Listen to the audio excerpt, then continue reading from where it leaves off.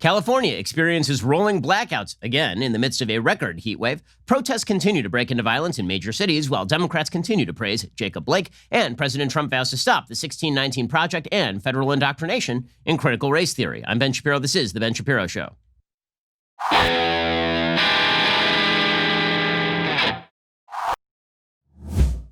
Today's show is sponsored by ExpressVPN. Don't let others track what you do. Keep yourself safe at expressvpn.com/Ben. We're going to get to all the breaking news in just one moment. First, let's talk about the fact that this weekend, maybe you finally were ready to get some good sleep, but you didn't sleep all that well. And maybe the reason you didn't sleep all that well over this long Labor Day weekend is because your mattress, you haven't been thinking about it, it's garbage. You need a better mattress, and the mattress you need is made just for you. It's personalized. And just like the latte you get down at the local coffee shop, you need something that is made just for you. And that means that you need a Helix Sleep mattress. Helix Sleep, they've got a quiz that takes just 2 minutes to complete, matches your body type and sleep preferences to the perfect mattress for you. Whether you're a side sleeper or a hot sleeper, whether you like a plush or firm bed with Helix, there's no more confusion, no more compromising. Helix Sleep is rated the #1 mattress by GQ and Wired Magazine. CNN, and the only true thing they've ever said, called it the most comfortable mattress they've ever slept on. Just go to helixsleep.com/Ben, take their 2-minute sleep quiz. They will match you to a customized mattress. It'll give you the best sleep of your life. I know, because I sleep on a Helix Sleep mattress, as does my beautiful doctor wife. It is personalized for us, which means that we are incredibly, incredibly comfortable, which is important since our kids try to get us up 8 times a night. Helix is offering up to $200 off all mattress orders for our listeners today. Get up to $200 off at helixsleep.com/Ben. That is helixsleep.com/Ben. Go check them out right now. helixsleep.com/Ben for up to $200 off. Okay, so over the weekend here in California, we had a record heat wave. Where I live, it was well into the 110s. Out in Woodland Hills, it was like 121 degrees, so it was massive, massive heat. Now, this normally would be kind of minor news. It would be kind of minor news because, hey, it's California. It gets hot in the summer. Who knew? Except for every human being who has ever lived in California for literally thousands of years. Well, that became big news. Why? Well, because it turns out that California's government is garbage. It turns out that this state, which has the highest tax rates in America, they've got a tax rate, the top tax rate in California is currently 13.8%. You add that onto the federal rate, and that means that people who are in the top tax bracket may be paying well over 50% of their income to the state and federal government. California also has tremendous sales taxes, tremendous local taxes. The only taxes that are decent in California, and that's because of a proposition Democrats seek to overturn, Proposition 13, are the property taxes. Okay, every other tax is extraordinarily high here in California. We're the worst taxed people in America, and we have no power because it turns out that the electrical grid for California not only has not been really updated in quite a while, but it turns out that we have been steadily moving away from efficient forms of energy creation and toward inefficient forms of energy creation, which led to the pathetic tweet from the mayor of Los Angeles, Eric Garcetti, quote, "It's almost 3 p.m. Time to turn off major appliances, set the thermostat to 78 degrees, or use a fan instead." Okay, let me just inform you. If it is 110 degrees outside, that fan, it ain't going to do you one damn bit of good. You're going to die of heat exhaustion. Turn off excess lights and unplug any appliances you're not using. We need every Californian to help conserve energy. Please do your part. Hashtag Flex Alert. So I have a question. Was he not aware? Was all of California not aware that it gets hot in the summer here in California? Because I've been here my entire life, and it turns out it gets hot here, super hot, during the summer. And when your power goes out, it is a miserable experience. Now, I've been here during a power outage, and it is just terrible. We had a transformer a few years back, blew on our street. It was the middle of a heat wave, and we were literally lying on the floor of our house because we were just trying to get close to the hardwood floor because it was cooler than the air. I mean, it is really, really, really hot out here when it gets hot, and that is why AC has been such a wonderful thing. But it turns out that if you're going to sustain AC for some tens of millions of people, there are about 40-some million people who live in California, you're going to need an electrical grid that is not reliant on, for example, solar energy. The reason that they said you have to start shutting down your power at about 3 p.m. is because a huge percentage of California's electrical grid is now reliant on so-called green energy, which, as it turns out, is wildly inefficient, incredibly expensive, and means that you have rolling blackouts in the middle of a record heat wave. The Department of Energy had to authorize a federal intervention. Shailene Hines, who is the DOE spokeswoman, said tonight, pursuant to his authorities under the Federal Power Act, in response to an urgent request from the state of California, Secretary Brilette issued a Section 202C emergency order to preserve the reliability of the bulk electric power system during this period of heat and stress on the grid. The Secretary concurs with the California Independent System Operator Corporation that a grid reliability emergency exists, which demands immediate federal intervention. While the secretary has offered this emergency assistance to California in this time of crisis, he also encourages state policymakers to evaluate why the grid is not able to handle extreme stress, which could be alleviated with the support of greater baseload power generation and natural gas supply. And it is that last sentence that matters. The fact is that California has been moving steadily toward very inefficient forms of green energy. Still, the majority of power in the state of California is provided by older, reliable, carbon-based forms of energy. But we've been dumping billions of dollars in the state of California into this green energy that is supposed to take care of us, and it has not done so. The good news is the Democrats want to extend this kind of malpractice across the entire nation. The Wall Street Journal had an article on this weeks ago, right? August 23rd, 2020. So 2.5 weeks ago, the Wall Street Journal had a piece titled, "Why California Keeps Having Blackouts." Quote, "When rolling blackouts darkened parts of California this month, Frank Wolak, an economics professor and energy markets expert at Stanford University, had a painful sense of deja vu. Wolak was among the people who helped California chart a course out of crisis in 2001, when a poorly conceived state electricity deregulation law resulted in frequent power shortages, sporadic blackouts, astronomical wholesale prices, and market manipulation. As Californians again experience rolling blackouts and millions more are threatened with losing power, a warning that continues through Monday, Wolak said it was clear that California policymakers completely forgot the lessons from the crisis in their rush to go green. A big part of the problem is that California regulators left the state exposed to buying large amounts of imported electricity on the spot market during peak periods on days where there is extreme energy demand. So we move toward green energy, and then if we fall short, then we try to buy electricity from other states. But what happens when there's a giant call on the system and the system is not able to meet that demand? Wolak likened this to going to the airport on Thanksgiving and expecting to fly standby. Only this time, the crunch time for the state's grid operator isn't the actual power demand peak in late afternoon. It's when the sun starts to fall in early evening, and the renewable energy the state is increasingly dependent on begins to wane. Remember, solar energy, when the sun goes down, when it starts to go down, your solar energy begins to wane because we still don't have a great way of storing solar energy in batteries. On many days, California's grid operator now has to find 10,000 to 15,000 megawatts of replacement powers. Sometimes that is somewhere between a quarter and a half of all of the energy needed to keep the lights on during a 3-hour period as solar and to a lesser degree wind power falls off. So we didn't have a lot of wind over the last several days, and solar power again began to fall off early evening, and so everybody was stuck in 100-degree weather. California often relies on imported power from other states to help fill its void, but when a historic heat wave gripped the western U.S. this month, the state struggled to find a way to replace up to 8,000 megawatts of disappearing renewable energy each evening. It came up short on some days by as much as half that amount and had to call for rolling blackouts in the middle of August. And then we just did that again this weekend. Between 2014 and 2018, the state reduced its consumption of electricity from natural gas-fired power plants by 21%. Over that same period, it increased renewable energy consumption by 54%. These were ambitious mandates that were designed to lower global warming. By the way, the impact on global warming is absolutely negligible statistically speaking. You could replace the entire supply of natural gas in the state of California with solar, and the impact on global warming would be incredibly negligible. Tiny, tiny, tiny over the course of the century. It would just mean that everybody would have to turn on those ceiling fans in the middle of this massive, massive heat wave every time there's a heat wave. There's a guy named Michael Peavy. He served as president of the California Public Utilities Commission before he stepped down at the end of 2014. He said rigid adherence to the green policy might have gone too far, particularly in light of state decisions to shut down two big sources of round-the-clock power, the San Onofre nuclear plant in 2013, and then the last remaining nuclear plant in the state, Diablo Canyon, after 2025. So we don't even have nuclear power in the state. So it's been a disaster for a long time here. It's just that this became absolutely clear. For all of the United States, large-scale installed battery capacity today totals approximately 1,000 megawatts. We don't have enough batteries. One California ISO estimate is the state could need up to 15,000 megawatts of energy storage capacity to reach its goal of eliminating carbon emissions from power generation by 2045. Okay, so again, bad policy led to these rolling blackouts. I'm constantly amazed to watch California politicians going out there and saying things like, well, you know, this was a historic heat wave. It was so hot. You saw Gavin Newsom at the DNC doing this, standing out there in the forest being like, we have wildfires because it's so hot. It turns out human policy has an awful lot to do with a lot of the bad things that happen here in the state of California. And when you have rolling blackouts in the middle of 120-degree weather, because you didn't foresee it might get a little hot during the summer, you stupid jackasses, this is the predictable result. This is the predictable result. Shocker. So we're taxed billions of dollars every single year. We run a deficit every single year here in the state of California. We're going to raise taxes again, and you can't even do the basic necessities. So this is turning into a third world country. Well done, California. In just a second, we'll get to the continuation of violence in cities across the country. We have been informed that the mostly peaceful protests remain mostly peaceful. By mostly peaceful, there's a study came out, said about 1 in 10 of these protests turn violent.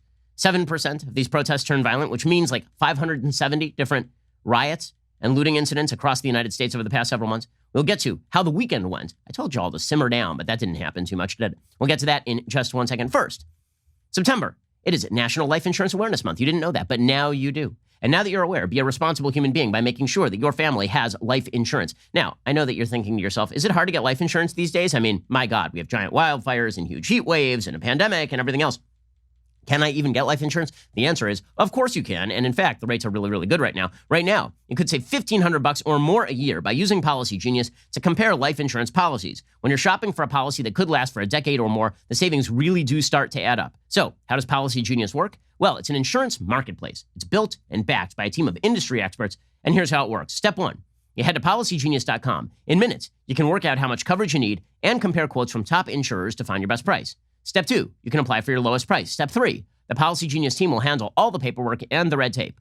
Policy Genius works for you, not the insurance company. So if you hit any speed bumps during the application process, they'll take care of everything for you. They even have policies that allow eligible customers to skip the in-person medical exam and do it right over the phone, which is why Policy Genius has a 5-star rating across 1,600 reviews on Trustpilot and Google. So if you need life insurance, head on over to policygenius.com right now to get started. I'm a responsible human being, so I have life insurance for my family. You can get life insurance too at competitive rates. You can save $1,500 or more a year. Check out Policy Genius. When it comes to insurance, it is important to get it right. Policygenius.com. Go check them out right now. Okay, so meanwhile, things continue to heat up over the weekend, not just physically, but also in terms of politics.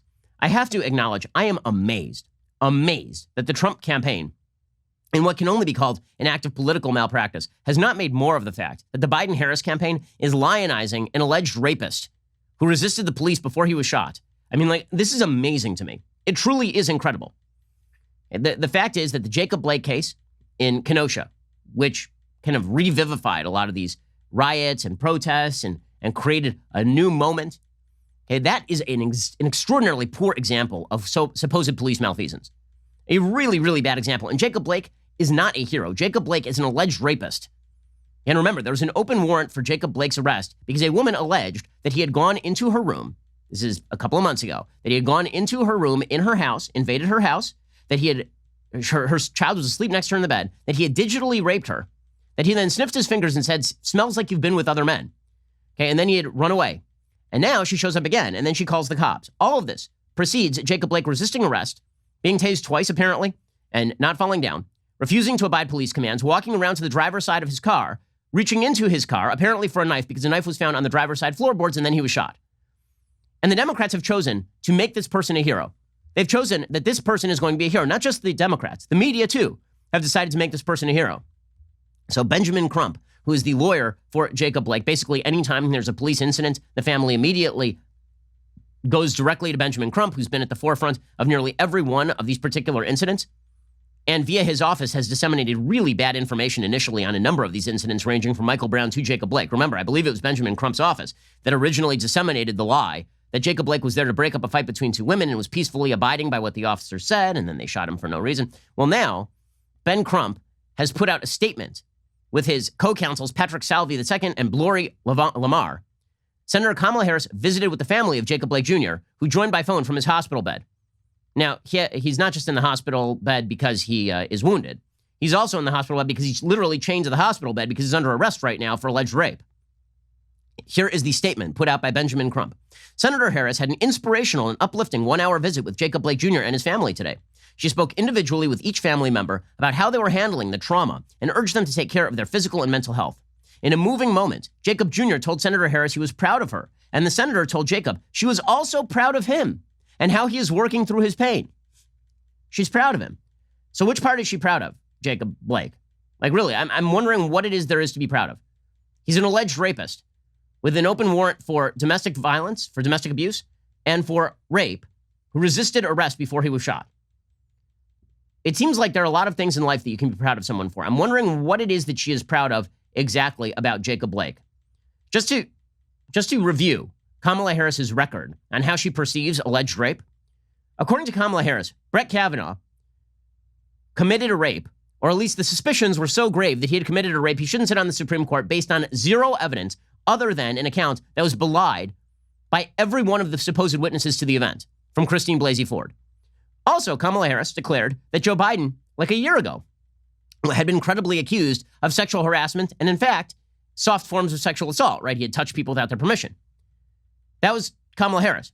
Now she's out there praising a man who allegedly raped a woman with her child in the room and then returned to the scene and tried to take the keys of the house from the woman in violation of a restraining order. Jacob Jr. assured her he was not going to give up on life for the sake of his children. Senator Harris also discussed the policy changes she and Vice President Biden will seek, including the Justice in Policing Act and implicit bias training to make things better for all Americans. She encouraged them to continue to use their voices, even through their pain, to help America make progress to end systemic racism. Systemic racism. The vague mush word that means nothing when heard by everybody in the United States, but means everything to people in the press who understand that the systemic racist charge means that you have to tear down nearly every system in the United States. Kamala Harris didn't just have this statement via the Benjamin Crump law firm. She also spoke to the press about this. She said the Blake family is just wonderful. In fact, she called them incredible. It's like in the list of, in the pantheon of American families, it goes like probably, like the Rockefeller family, the John Quincy Adams family, and then the Blake family, right? Where the son is an alleged rapist and the father is a rabid anti-Semite who posts stuff about how the Jews run the world on his Facebook page. That is the pantheon of incredible families in America. Here is Senator Harris praising a family where the son is an alleged rapist and the father is a rabid anti-Semite. This is the vice presidential candidate for the Democrats. Senator, how was your meeting with the family today? Let's really wonderful. I mean, they're an incredible family, and what they've endured, and they just do it with such dignity and grace. And they're carrying the weight of a lot of voices on their shoulders. And what was the message that you shared with him? Thank you. Let her have her tour. Just to express concern for their well-being, and of course for their brother and their son's well-being, and to let them know that they have support. They have support. They're an incredible family, guys. Incredible family. Now, let's be clear about this. The Democrats have taken the side of people who are, when you say credibly accused, who are very, very credibly accused of having committed sexual assault, and their anti-Semite family members. Those are the people they support. The cops, however, should go to jail. Again, you can watch the tape of the incident. That is a justified shooting. By all available evidence, that is a justified shooting. Unless new evidence emerges, that is a justified shooting. Kamala Harris has called for the officers in that case to be charged. She's chosen her side. Okay, the Biden-Harris campaign has chosen its side. And they've decided that they are going to side with the criminals rather than the cops. And this could not be made more obvious than in the case of Jacob Blake. Now, the New York Times is mirroring this as well. We'll get to the New York Times building up Jacob Blake as a hero. I am not kidding you. This is a real thing. They're building up an alleged rapist as a hero. The victim completely disappears, by the way. Completely doesn't matter. The female victim. Remember the Me Too? Remember Say Her Name when it came to women being sexually assaulted? Remember all that? Me Too moment? Yeah, that doesn't matter anymore.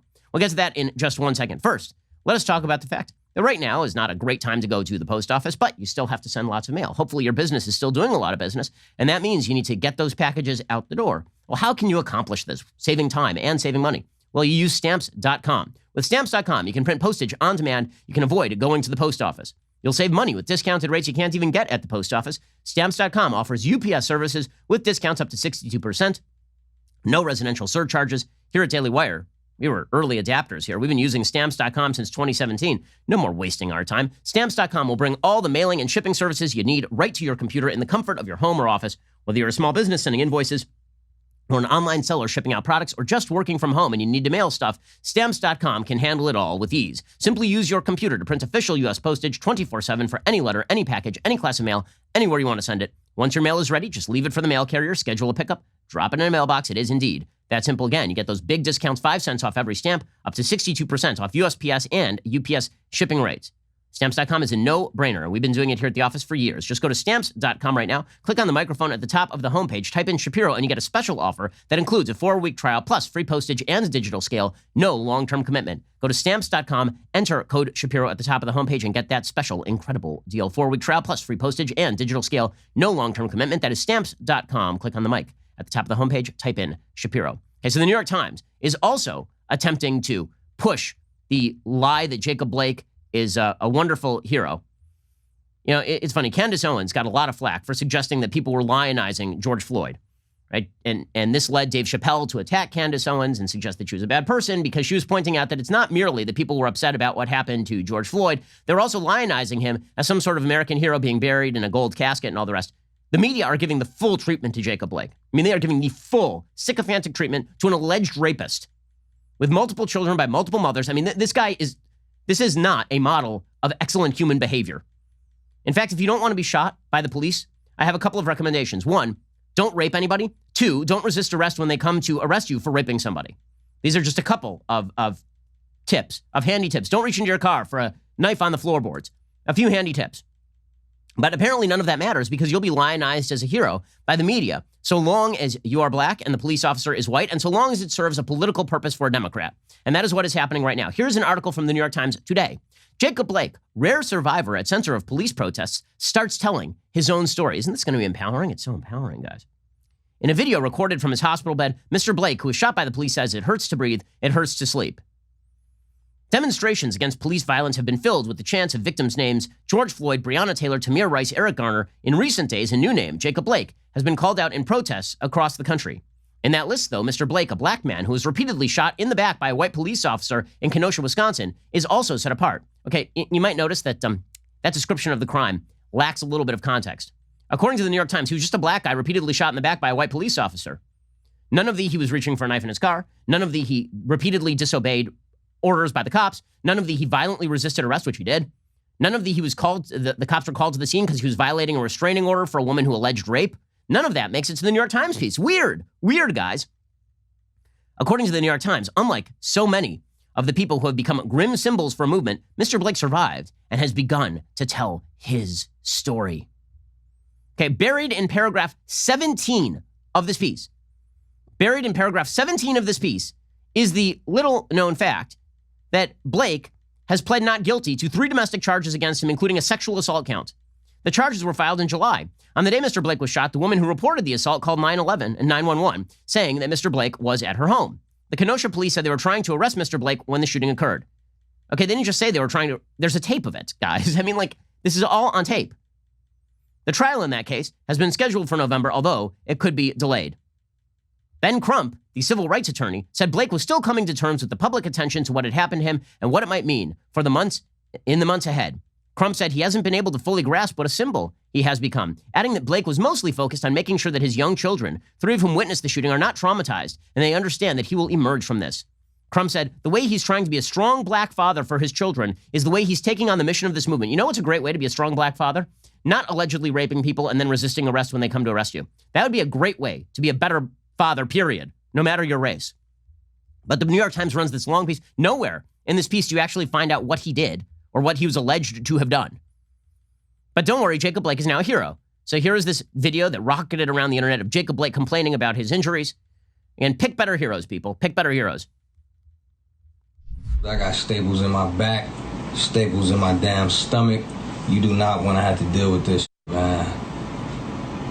24 hours, every 24 hours, it's pain, it's nothing but pain. It hurts to breathe, it hurts to sleep, it hurts to move from side to side, it hurts to eat. Please, I'm telling you, change our lives out there. We can stick together, make some money, make everything easier for our people out here, man, because there's so much time that has been wasted.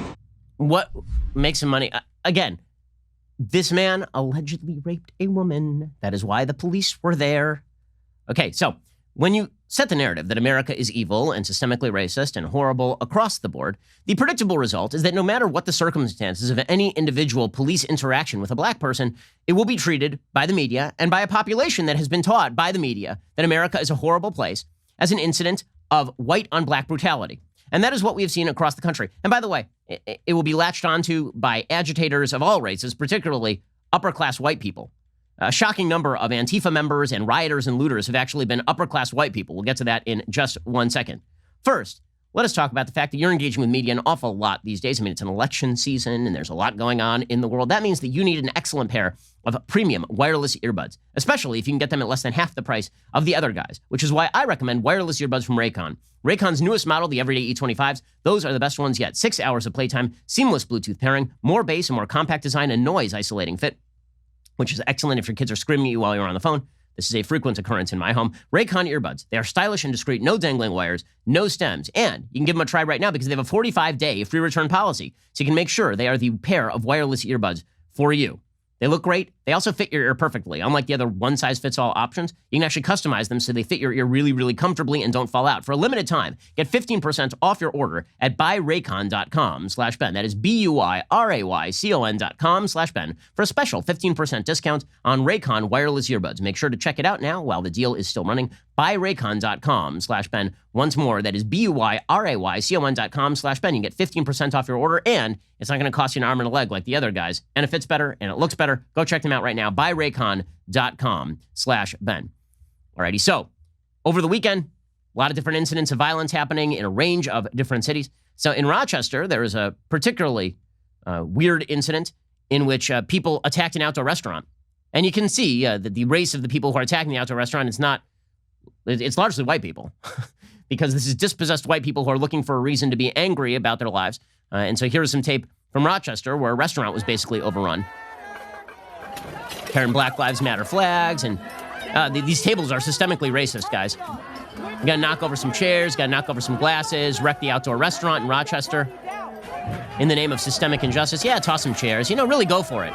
That heat lamp right there seems systemically racist. Knock that sucker right over. Really good stuff. A lot of pissed off white people looking to wreck a restaurant. This is all this is good for America, and I feel like the Biden-Harris campaign is going to rein it in by praising people who commit acts of disgusting crime and then are shot in the process of resisting police. That seems like that'll probably heal things. In D.C., protesters were blocking reporters, so that's always good news. We've been told by the way, these same reporters who try and cover for the protesters and pretend they're nice people, again, bunch of white people who have decided to glom onto the movement and do the hard work, according to Robin DiAngelo. According to Frederick Kunkel of the Washington Post, quote, protesters are now blocking media from filming their demonstration, shining light into a reporter's face, blocking shots with fans' umbrellas, and following like, quote unquote, minders. So good times over in Washington, D.C. Over in Portland, we had an instance in which people were throwing Molotov cocktails at the cops, and one of the protesters who was standing in front of the cops was hit by the Molotov cocktail, leading to him being set on fire, and then ironically having to be put out by the very police officers he was protesting. So the cops were systemically evil, had to put out this man who was on fire. He was standing in the middle of the street protesting the police, and yeah, that's some video right there. They're trying to put him out.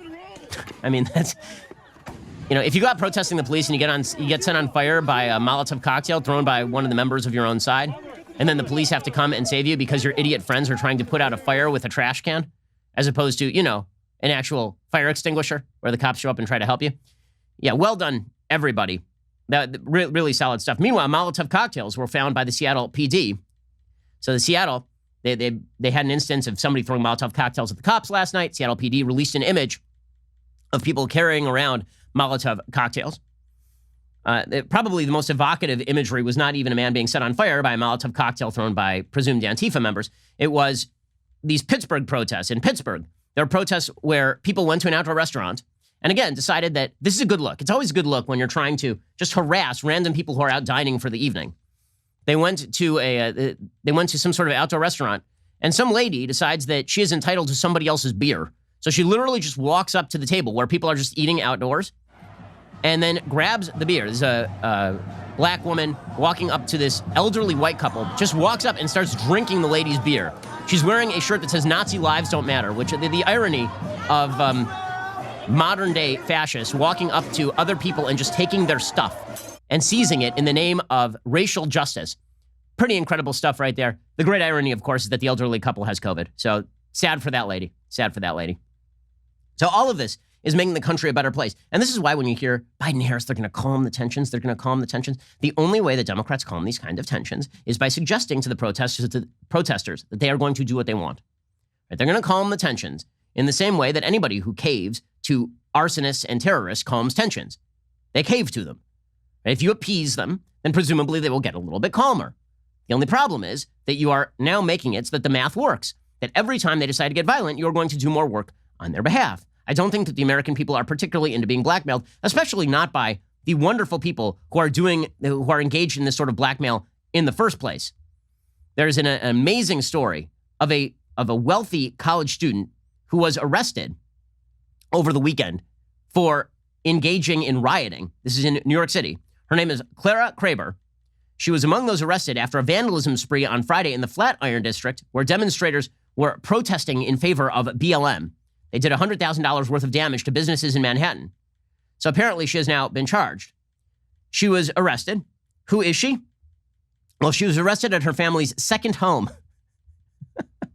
She's an undergrad at Rice University. Her father is a psychiatrist who teaches at Columbia University Department of Psychiatry. So we are now living out Philip Roth's American Pastoral. Her mother is an architect at a prestigious Manhattan firm. The family in 2016 purchased a $1.8 million apartment on the Upper East Side. They also own a home with 4 fireplaces in Connecticut. One law enforcement source told the Post, "I wonder how her rich parents feel about their daughter. How would they feel if they graffitied their townhouse? This girl should be the poster child for white privilege, growing up on the Upper East Side and another home in Connecticut. This is the height of hypocrisy." But of course, it isn't the height of hypocrisy if you engage in a movement that says that America is systemically racist and that is basically the fault of white people. And the only way that white people can alleviate their historic systemic racism is by leading the way in creating change. And the way that change is created is by overthrowing all systems. So of course, she's rebelling against exactly the systems that made her parents wealthy, because those systems are racist. She is doing something virtuous. See, she's even leaving behind her own wealth. She was arrested at her family's second home, by the way.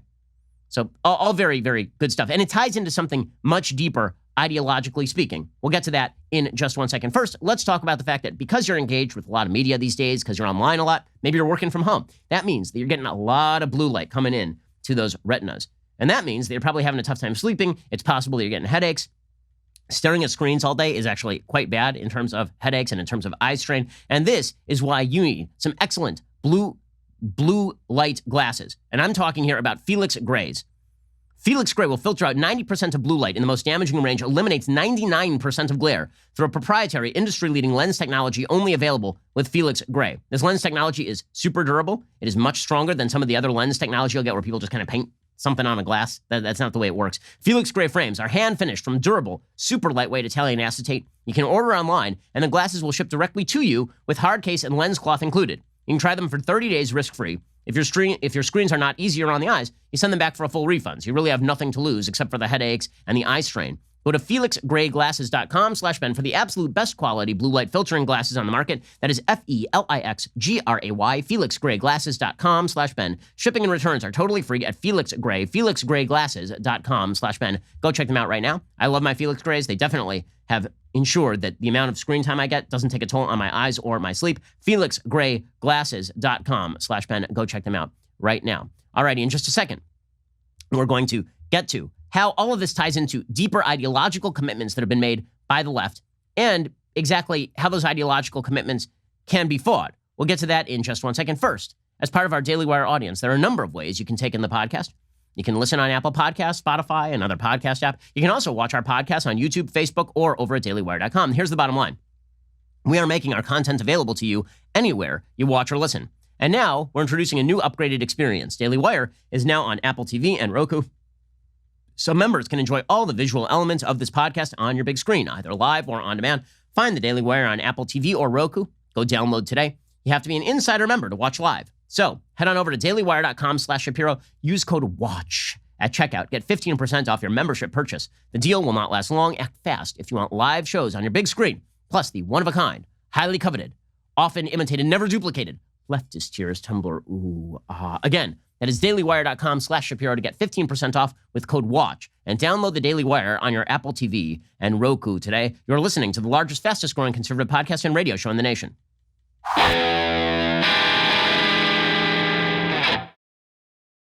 So Democrats are having an exorbitantly hard time condemning Antifa and certainly Black Lives Matter. You won't see anybody on the Democratic side condemn Black Lives Matter and the associated violence involved with Black Lives Matter. That will never happen at all. Over the weekend, Joe Biden was asked specifically about Antifa, and he said, yes, I condemn that violence and all other violence, which of course is both sidesing it in the same way that Donald Trump was criticized for in Charlottesville. I remember because I was one of the people who criticized him for it.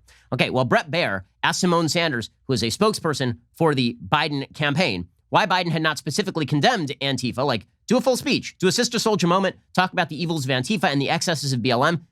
But Biden, of course, will not do that. because he is deathly afraid of losing the left wing of his base in a competitive election. So here's Bret Baier asking a simple question to Symone Sanders. She does not give a simple answer. This week, the former vice president has condemned that rioting and looting and violence, spoke out about it, but he has yet to condemn Antifa, a group that is behind a lot of the violence. Specifically, why? Brett, the vice president has been very clear. He condemns all forms of violence. And frankly, what you heard him say in the speech that he gave on Monday of last week was, it doesn't matter what political party you belong to. It doesn't matter what your political beliefs are. Violence is wrong. Okay, that does not cut it. I'm sorry. Violence is wrong. Does not cut it when you refuse to specifically talk about the evils of Antifa or specifically refuse to talk about the evils of BLM, the organization, as well as the protests that have led to violence across the country. Okay, Bret Baier then asked a more specific question to Symone Sanders. He says, 13 members of the Biden campaign tried to bail out rioters in Minneapolis. You got anything on that, Symone? And the answer, of course, is no. Do the dozen-plus Biden campaign staffers who donated to this Minnesota Freedom Fund have any regrets about that, now that at least one person bailed out has been rearrested on a serious charge? Brett, it was not and has not been our campaign position of bailing anyone out. So I'm unsure about specifically what you're speaking to. Well, Kamala Harris tweeted about it. She said if you're able to chip into the Minnesota Freedom Fund to help post bail for those protesting on the ground in Minnesota, please do. Whoops. And then she was like, well, we don't like violence in any form. Okay, no. Honestly, the Biden campaign seems kind of sanguine about violence so long as it comes from the left. It is violence of the alt-right and white supremacists that they are very, very concerned about. Now, you can be concerned about all of those forms of violence, but it's the violence on your side of the aisle you have to speak up against particularly. Okay, this is one of the things I've been saying for a very long time. You can go back and listen to old episodes of this show. How many times have I done full episodes on the evils of the alt-right and white supremacy? Literally dozens of times on the show. Dozens of times. Okay, anything that is perceived to be violent needs to be condemned very specifically and its motivations analyzed. But here's the problem for Democrats. They don't very often want to analyze the motivations of BLM or Antifa because they might come up against the harsh reality, which is that BLM and Antifa imitate many of their talking points and they agree with them on many of these ideas. How do you know this? Because they'll say it out loud. Ilhan Omar, the radical Democratic congresswoman from Minneapolis endorsed by Nancy Pelosi. So not radical, mainstream Democrat. Okay, let's just stop calling her a radical. She's not a radical. She's a mainstream Democrat. Ilhan Omar is a mainstream Democrat who poses on the cover of Rolling Stone with Nancy Pelosi. Okay, she's an awful anti-Semite. She famously characterized 9/11 as something happening to some people, basically. Okay, Ilhan Omar is an awful human being. Ilhan Omar is a mainstream Democrat. She's been embraced by the Democratic Party. And here was Ilhan Omar suggesting that what we are watching in our streets is an uprising over centuries of racism and oppression. That is what we are watching in our streets. So it's very difficult for the Democratic Party to look deeply at Antifa or BLM when they are reading from the same hymnal. Here is Ilhan Omar reading from that hymnal. We are in the midst of an ongoing uprising over centuries of racial neglect and oppression. We can't talk about the protests in Minneapolis or Kenosha or sports teams nationwide without first looking inward. We maintain a system that grinds millions into desperate poverty, a system that doesn't provide the most basic necessities like food, shelter, and medicine. It's an uprising. And again, there is something deeply ironic about a woman coming to the United States from an impoverished position, right? I mean, she came from Somalia to the United States, gaining a seat in Congress and talking about the grinding evil of the United States and its racial and ethnic oppression. I mean, it's just, frankly, it's a pretty disgusting thing to do. It is a disgusting thing to do. There are many criticisms you can make of the American system. The idea that the American system grinds millions of people into poverty and is complicit in racism and oppression and brutality, that coming from a sitting, she in her very own person is a rebuke to her own perspective. But this is a mainstream Democratic perspective. Let us stop pretending this is not a mainstream Democratic perspective. When Joe Biden goes out there and he says nice things about the Declaration or the Constitution, or when Obama does it, that is just surface level nonsense for people who are gullible. Because the heart and soul of the Democratic Party is in fact with Ilhan Omar. If it were not, Nancy Pelosi had every opportunity to endorse Ilhan Omar's opponents in a primary. She did not. Instead, they've decided to integrate this into the heart of the Democratic Party. And this is an ideological thing. It is. It is the reason why. Because again, this should not be tough. Like from a political perspective, Joe Biden doesn't actually need the support of Antifa. From a political perspective, Joe Biden doesn't even need to go along with the violence of BLM. He could say, listen, I think that our police are not systemically racist, that there are corrections that we can make, but we live in a country where we're all trying to do our best. He doesn't actually need to go full radical on this. He does not. The reason that he does is because he thinks he needs to do that, either politically or because he truly believes it. One of the two. He has decided to embrace the Ilhan Omar position. Kamala Harris is much clearer about it. I mean, she fully embraces the Ilhan Omar position. Whenever you hear people, by the way, categorizing as quote-unquote uprisings, the violence that is being done in the street. Maxine Waters did it in 1992, circa the LA riots. She called it the LA uprising. The same thing is happening here.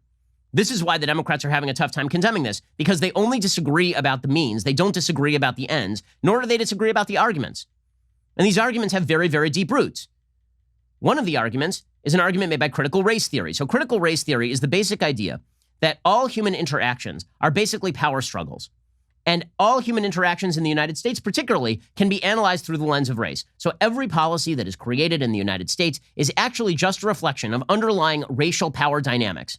Critical race theory is an offshoot of critical legal studies. Critical legal studies is the theory that there is no actual principled interpretation of law. Instead, all there is are people pretending that they are doing principled interpretation of law when, in fact, they're simply attempting to effectuate systems of power on their own behalf. Critical legal studies came about in the 1960s, 1970s.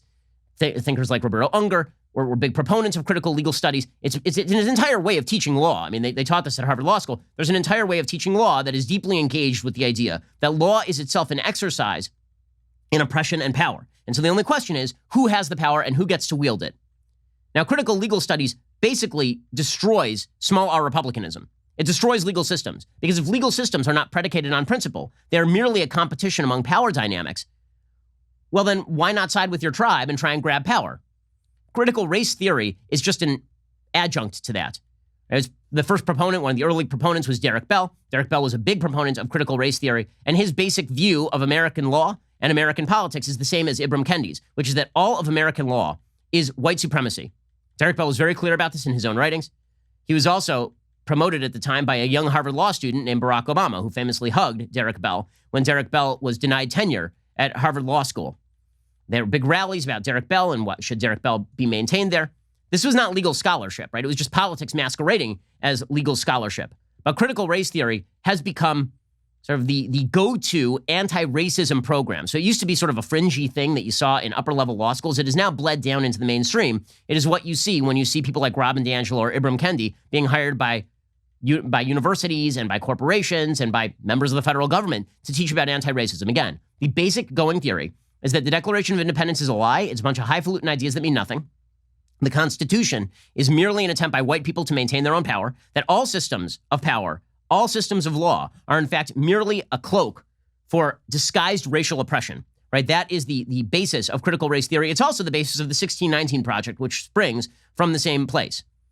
And Ilhan Omar kind of bumper stickers it when she says that what we're watching now is an uprising against racism and against oppression, and that all systems of America are rife with racism and oppression.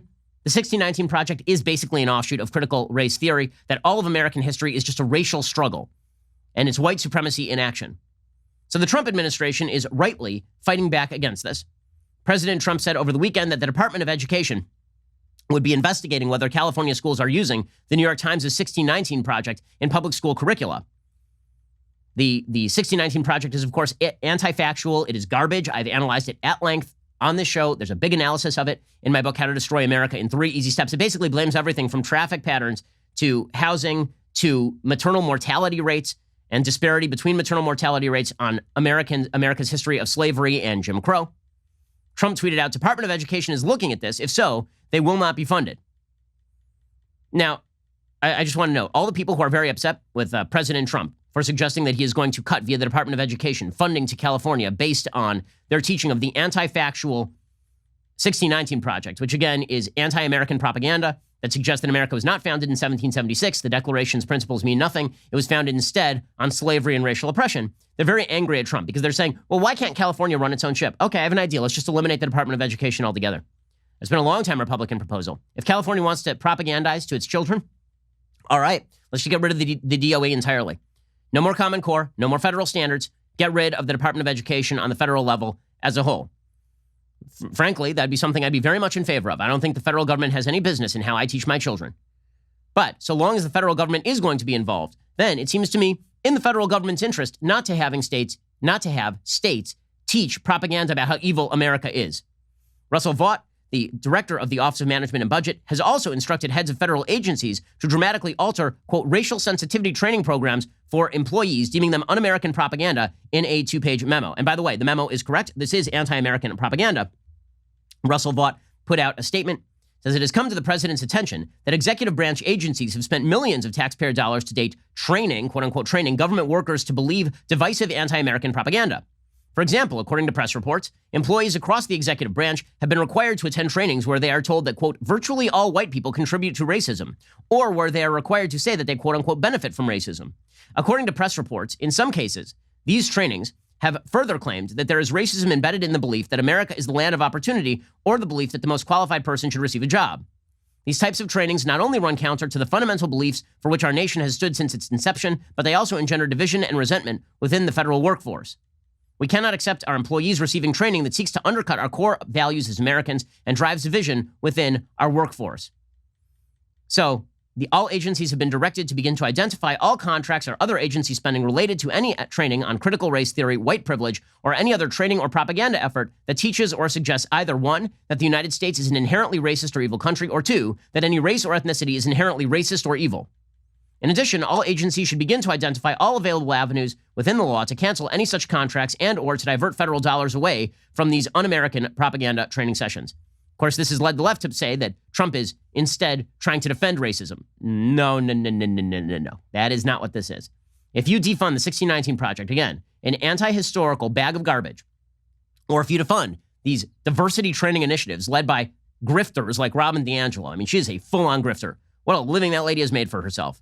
Upper-class white lady lecturing everybody else on racism, and all you have to do to alleviate your own racism, to cleanse yourself of the racist thetans, is to hire Robin DiAngelo at $20,000 a pop, or Ibram Kendi at $20,000 a pop, and magically, your racism is now relieved. Good for the Trump administration on this stuff. This is an ideological battle. It really is. And the fact is, the Democratic Party has decided full scale to embrace this agenda. They have. And Joe Biden is merely a front man for this. Because Joe Biden appears not to be radical. Joe Biden appears not to agree with some of this stuff. But I would love to see him forcefully denounce it, which he never will. He'll never forcefully denounce the 1619 Project. He'll praise it. He'll never forcefully denounce the idea that America is a land of racism, intolerance, and oppression. He agrees with it. Or at least he's weak-kneed enough to cave to those people who do agree with it. So, again, one of the things that you have to gauge in this election, like every election, is whether it is a competition between individual figures, which is very often how people see elections, is Trump versus Biden, or whether it is a conflict between movements and ideas. And Trump may be a highly imperfect vessel for the expression of American ideals. And when I say highly imperfect, that is putting it extraordinarily mildly. I think the man has tremendous and terrible character flaws that I've criticized at length on this program. But if I'm forced to choose between a party that is fully engaged in a 1619 mentality that says America is systemically racist, a party that fully embraces the alleged evils of Jacob Blake and rips the cops, versus a party that says, no, you know what? America is not systemically racist. Its police are not systemically racist. We have to identify instances of racism and fight them. If that is my choice, that is no choice at all. That is an extraordinarily easy choice. All the Democrats had to do was be not nuts, and they have been unfortunately unable to do it, like at all. At all. Now, meanwhile, there's been a tremendous amount of media sycophancy, again, for Joe Biden. The easy thing, the media have been trying to mimic the Joe Biden versus Donald Trump race narrative. And I don't mean like races. I mean like the 2020 race. They've been trying to mimic Biden's narrative. Biden's narrative is a conflict between people. It's not a conflict between ideas. And so in order to promulgate that, they have to make it into nice old Joe. And the media are into this full scale.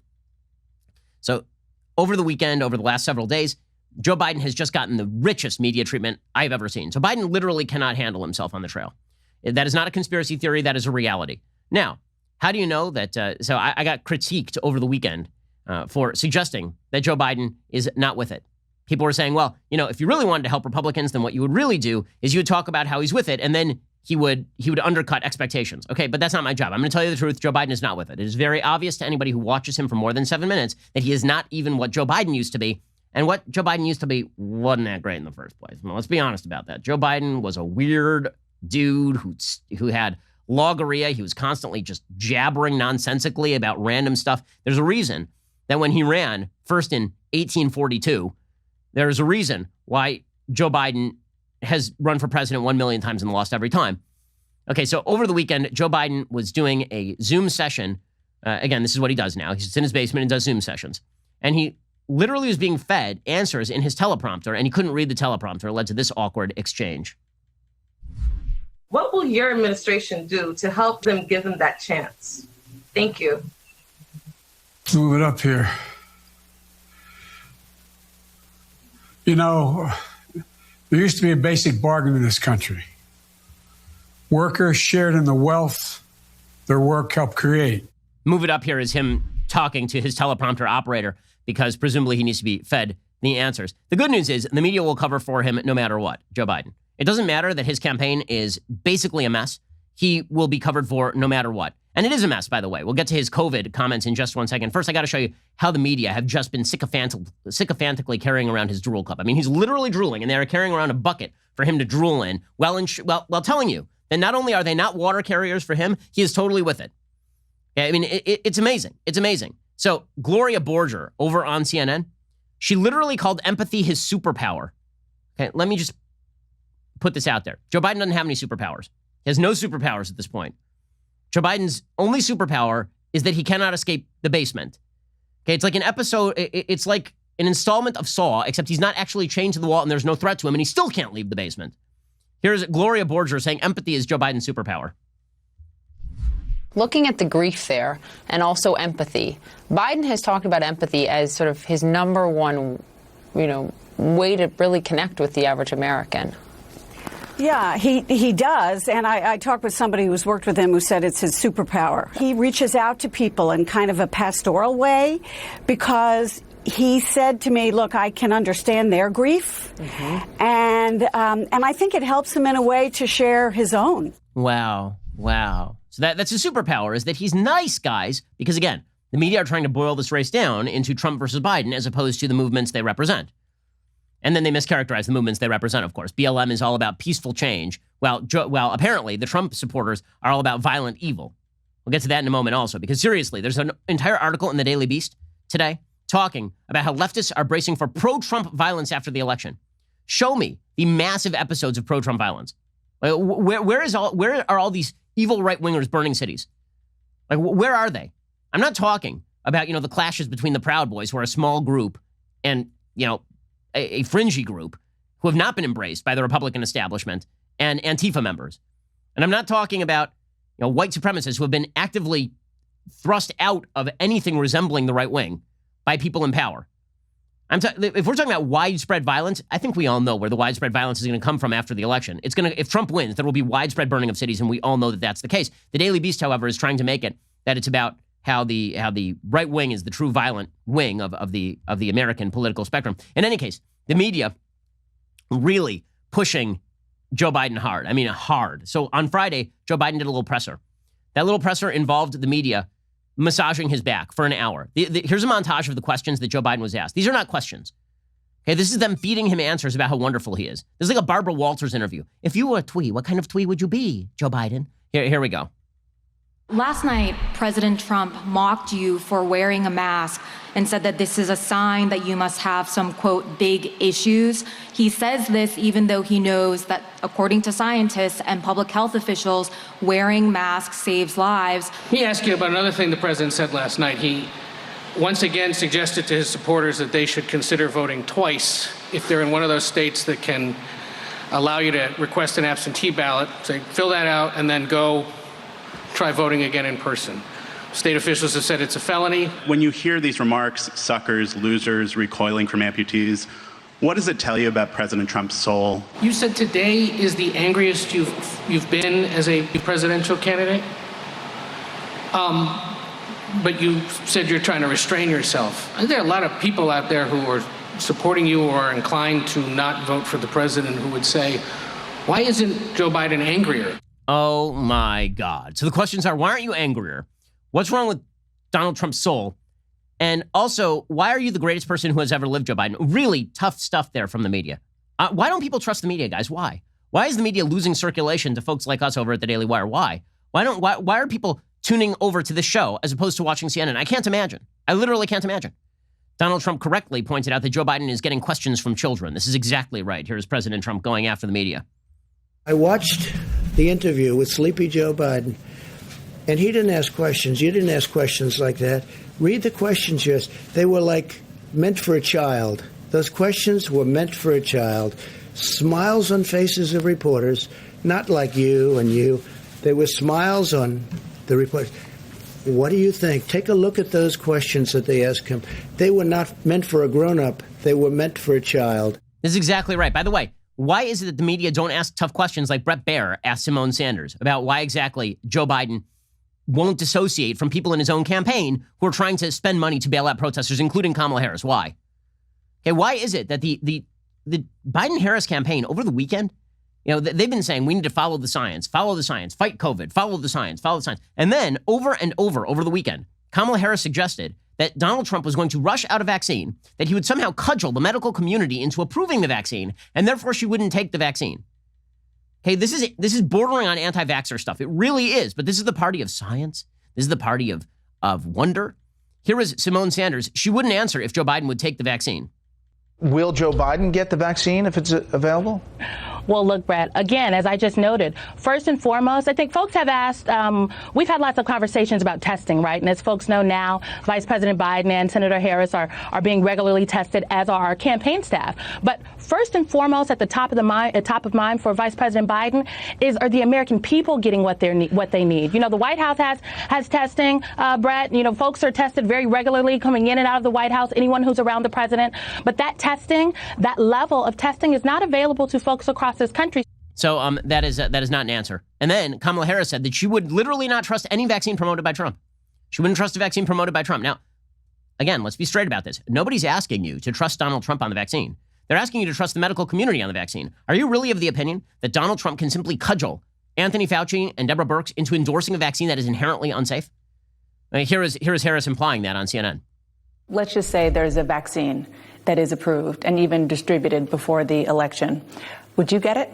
Well, I think that's going to be an issue for all of us. I will say that I would not trust Donald Trump, and it would have to be a credible source of information that talks about the efficacy and the reliability of whatever he's talking about. I will not take his word for it. He wants us to inject bleach.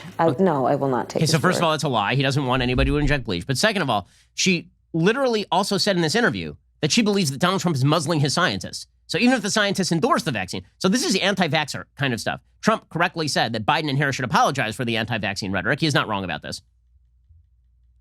Biden and his very liberal running mate, the most liberal person in Congress, by the way, is not a competent person, in my opinion, would destroy this country and would destroy this economy, should immediately apologize for the reckless anti-vaccine rhetoric that they are talking right now, talking about endangering lives, and it undermines science. Okay, by the way, not wrong about this. Here is a poll from CBS News. This is a battleground tracker. Poll of national registered voters. If a coronavirus vaccine became available, would you get one as soon as possible? 21%. In July, that was 32%. Consider it. Wait to see what happens. 58%. Never get one. 21%. Okay, so literally only 1 in 5 American voters say that they would get one as soon as possible. That is down from 1 in 3 American voters. And that is because Democrats keep saying that Donald Trump is going to rush out a vaccine in order to kill you. Also, I'm amazed to see that nobody seems to be asking tough questions to Biden and Harris about what exactly they would do on COVID. Remember, part of their campaign strategy was Trump botched COVID. So here was Kamala Harris, who said over the weekend that wearing a mask would be the standard in the United States if they were elected to high office. It's about a national standard. Everyone should wear a mask. And here's the thing about this. None of us likes wearing a mask. Nobody likes to wear a mask. But there's a difference between a standard. But it's about sacrifice. Right. There's a difference between a standard and a mandate. Would it be a federal mandate under the Biden-Harris administration? It would be a standard. Everything's hilarious in the world of... I've always told my children, if you ever want to identify the villain in a movie, it's the person who's always laughing. Villains are always having a great time in the movies, right? Palpatine's always laughing. It's fun to be a villain. So you can identify who exactly is the villain in this scenario. I'm amazed that Kamala Harris and Biden have been able to get away with this. They keep saying that masking would be the standard. Joe Biden openly acknowledged over the weekend it would be unconstitutional for the federal government to issue a national mask mandate. So here is Joe Biden finally answering. So in other words, his policy is exactly the same as Trump's. Here's Joe Biden. Sounds like you might want a stronger federal, response to this. No. And do you trust the governors to handle what's best for their states? Well, I hope we could trust the governors, but here's the deal. The federal government, there's a constitutional issue whether the federal government could issue such a mandate. I don't think constitutionally they could, so I wouldn't issue a mandate. But I'd plead I carry my mask with me everywhere I go. I'd set an example. Wow, well, that would make a huge difference, Joe Biden. By the way, you know how little people trust their authorities on COVID now? And this is all earned. Here are the polls on how much people trust various sources about COVID. You ready? Your governor. In March, 69% of Americans trusted their governor on COVID. Now it is 55%. The CDC, 86% of people in March trusted the CDC on COVID. Now it is 54%. Donald Trump, in March, 46% of Americans trusted him on COVID. Now it is 40%. The national media, 45% trusted them in March. Now it is 35%, 5% below Trump and 20% below their governor. All of that is earned. All of that is earned. Media asking tough questions of the Biden-Harris campaign, as always. Alrighty, well, later today, we'll be back here with 2 additional hours of content, including President Trump saying he could spend up to $100 million of his own dollars on his campaign. We'll analyze that particular claim, and we'll get to Trump fighting back against the military and military members, top-ranking military members. We'll get to a lot more. You'll have to go check out dailywire.com, so we will see you here later. I'm Ben Shapiro. This is The Ben Shapiro Show. The Ben Shapiro Show is produced by Colton Haas. Our technical director is Austin Stevens. Executive producer, Jeremy Boring. Our supervising producers are Mathis Glover and Robert Sterling. Assistant director, Pavel Wydowski. Our associate producer is Nick Sheehan. The show is edited by Adam Sayevitz. Audio mixed by Mike Coromina. Hair and makeup is by Nika Geneva. The Ben Shapiro Show is a Daily Wire production. Copyright Daily Wire 2020. Hey everybody, it's Andrew Klavan, host of The Andrew Klavan Show. You know, some people are depressed because the American Republic is collapsing, the end of days is approaching, and the moon has turned to blood. But on The Andrew Klavan Show, that's where the fun just gets started. So come on over to The Andrew Klavan Show and laugh your way through the apocalypse with me, Andrew Klavan.